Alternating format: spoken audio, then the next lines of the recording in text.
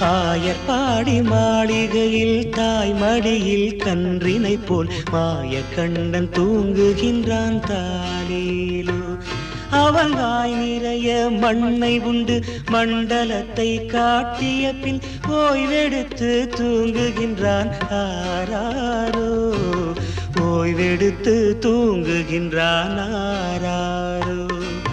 ஆயர்பாடி மாளிகையில் தாய் மடியில் கன்றினை போல் மாய கண்ணன் தூங்குகின்றான் தாலேலோ.